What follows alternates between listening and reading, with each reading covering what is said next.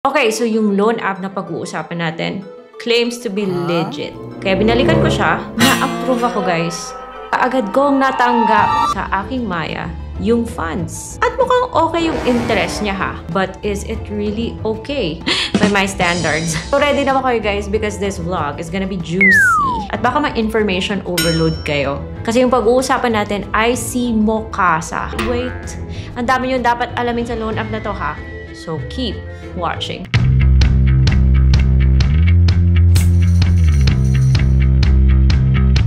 Hello everyone! Welcome back to my channel. Pag-uusapan natin tong si Mokasa because ang kulit niya guys ha. Ang kulit niya sa comment section. Sinasabi nila, aasahan daw siya. They're so confident na the best tong si Mokasa. At ang ingay niya sa social media. Like super dami niyang ads guys. Everywhere. IG, Facebook, YouTube. Sabi niya nagpapahiram daw siya ng up to 90,000 pesos. Blah blah blah blah blah. Okay, fine. I heard you. Bigyan natin ng pansin si Mokasa today. Anyways guys, so this is Ate Red and I am the original Utang Queen. And lahat about loan apps, sinishare ko sa inyo because you deserve tamang expectations about loan apps. Especially those na sinasabing legit. Because yung mga to, they can affect your credit information, guys, your credit history, your credit report, and therefore, future loan applications. Hindi ko to pinopromote si Mokasa. Hindi ako binayaran para i-vlog to si Mokasa. You just deserve to know everything there is to know about this app. So tama na muna yung mga personal stuff ko about my Mokasa. Let's get down to facts muna. First things first, legit ba tong si Mokasa? By the way, na-download po siya both sa Google Play Store and sa iOS. Rehistrado, makikita mo po siya dun sa list of recorded online lending platforms sa SEC na website, yung under sa kay Philippine Cash Trout Lending Corporation, which also owns Peso Mio, nating entity din sa CIC. So, dapat alagaan nyo yung accounts nyo dito kay Mokasa. Now, matagal na tong account ko kay Mokasa. It's actually my second account. Why? Because you will know later on. Like I said, juicy po yung vlog na to. Nagkaroon ako ng second account, nag-apply ako, na-reject ako guys. And of course, because hindi ko binigay yung mga other information na hinihingi niya, SSS, and all those other stuff na medyo may sensitive information ko. Because, stick around until the end. Where after many months, dito sa second account ko, nakatanggap ako ng text dito kay Mokasa saying, good news, you can request a new credit limit with quick loan, get up to 25,000 pesos with 0.2% daily interest. Apply my link. Of course, we don't click links, but don't worry guys, nada-download po to si Mokasa sa iOS siya sa Google Play Store. Buti naman. Pag-open ko ng app, sabi niya, pay later anywhere, interest free. Parang kailangan niyo itong i-update and you will also know why later on. Pinag-login niya ako with the phone number that I currently have with them. After the phone number, magpapadala po siya ng OTP and there, sinasabi niyang 25,000 pesos daw yung maaari niyang ibigay na credit limit sa akin that can be credited to your GCash within 30 seconds. At least guys, nung na-approve ako at tinake ko siya, agad ko siyang natanggap. Meron siyang mga ganito, confirm the following tips, just in case magkaroon ka ng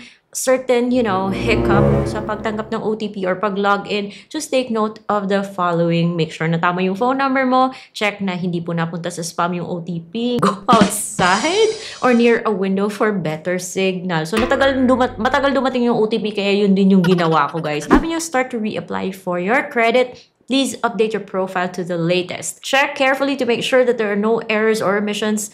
This will improve your approval rate and credit limit. Okay, I know. Pina-fill out niya ulit sa akin yung information which ginawa ko na dati. So, humingi po siya ng landline. No, I don't have a landline. Education, marital status, personal email, at buti naman yung Facebook optional. Okay. Residence type, sabi ko rented. Tatanungin niya rin kung magkano yung rent mo. And then home district, complete home address. Siyempre, pinovide ko rin yan. Pagkatapos yung work info na. Work status, industry type, monthly income, number of dependents, emergency contacts, bank card. Pag sinabi mong yes, I have dun sa bank card, ito sasabihin niya. The bank card must be within the validity period. Both credit card and debit card are acceptable. Make sure that all of your details, full name, card number, valid through are visible and readable. Hihingi po siya ng picture ng credit card mo or debit card mo. Sabi niya bank level secrecy, but sorry Mokasa, hindi po ako comfortable dun. So sabi ko, I don't have a bank card. So sabi ko, unemployed ako. And then industry type, other, monthly income, ganito daw, number of dependents.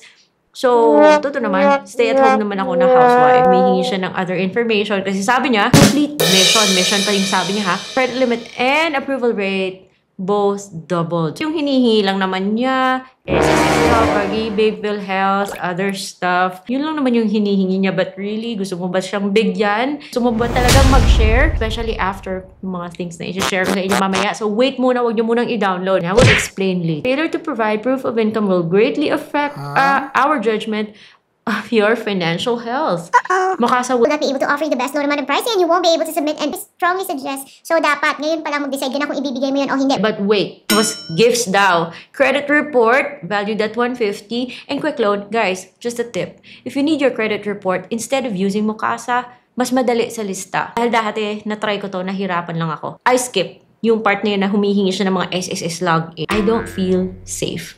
And then, nagpa-selfie siya. Siya na humingi ng ID because dati na ako nagbigay ng ID sa kanya. Under review na daw, naghintay rin ako. May mga ganito pa siya ng 190 people waiting in line. Well, I really don't care if there are 190 people waiting in line. If you want me to wait for 3 minutes, I'll wait for 3 minutes. Lumabas yung kanyang offer sa akin ng 2,250. At my cash out now. Valid until yung ganon. So, kung hindi mo siya iti-take, baka mawala siya by September 4. Dati, okay po yung terms niya hanggat sa nag-inarte siya. So, I thought, ganon pa rin siya ngayon. At least transparent siya, guys. Pinakita nyo to. Hindi ka basta-basta makaka-claim. Kailangan mo i-review yung loan terms.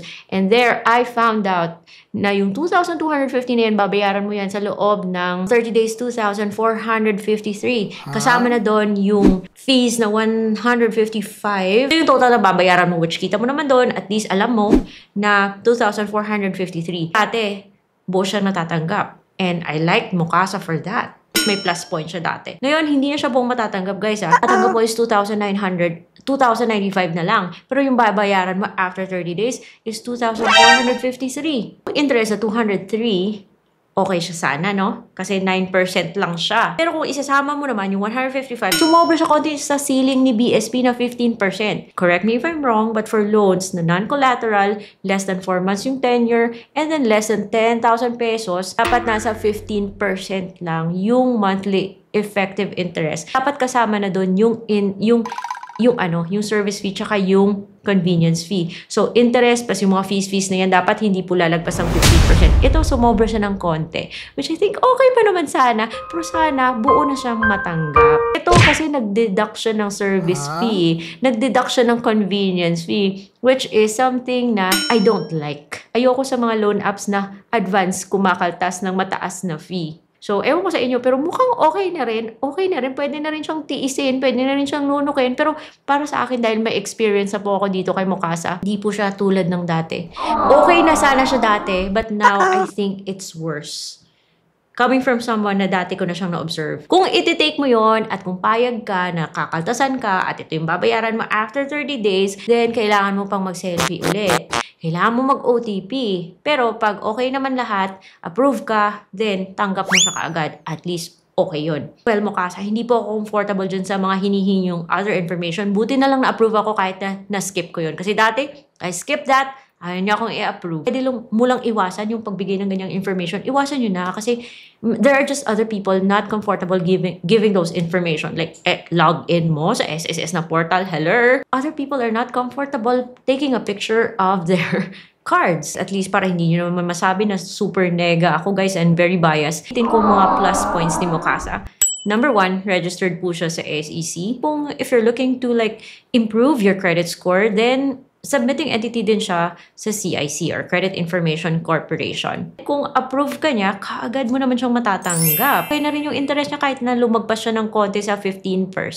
Siguro kung matagal ka na sa kay Mukasa, it's gonna get better, no? So I hope. I think you should be aware of the things that I'm going to say at the later end of this video. It's up to you kung gusto nyo mag-apply sa loan app na to. Pag-download mo ng app, hingi po siya ng permissions like installed applications. So medyo ang dami niyang sinisilip, ang dami niyang hihinging information, ang dami niyang sinisilip. Mga IDs naman na tinatanggap ng loan app na to. UMID, first choice daw yan. Pwede rin PhilSys or National ID, driver's license, PhilHealth, TIN, PRC, passport, and SSS. Whatever ID man yung napili mo, pipicturean mo po yung ID na yan.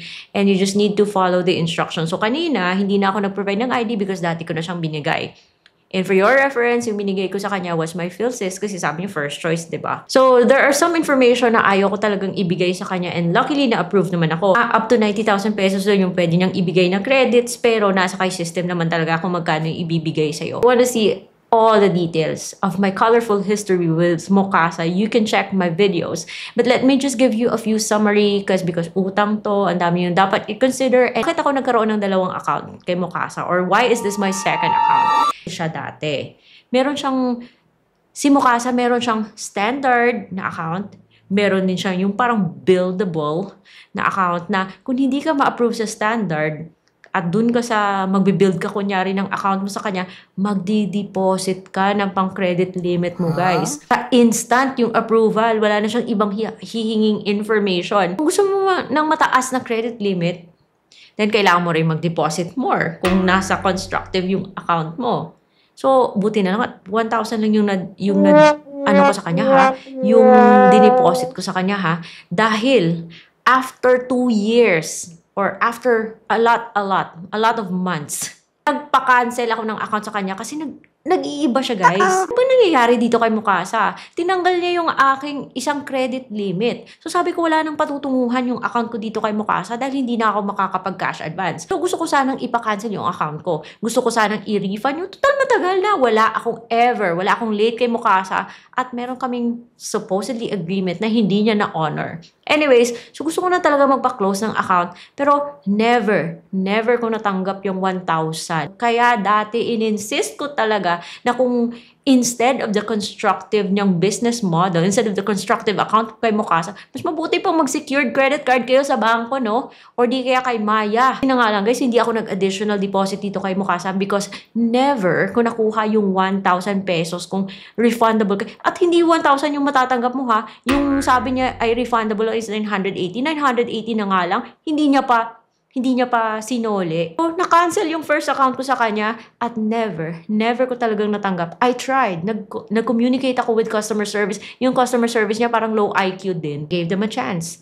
I waited for months. Sabi niya, eventually daw, i-refund. But never. Hindi totoo yung refund niya. Hindi ko natanggap. Na-scam ako dun sa 980 ko. So, bayad na bayad ako sa lahat ng naging loan ko kay Mokasa. Bayad na bayad yun. Wala akong utang. But never niya binalik yung 980. Buti na lang talaga, guys, at hindi ako nagdagdag ng deposit. Ano ako, tanga? Nagpa-cancel ako ng account.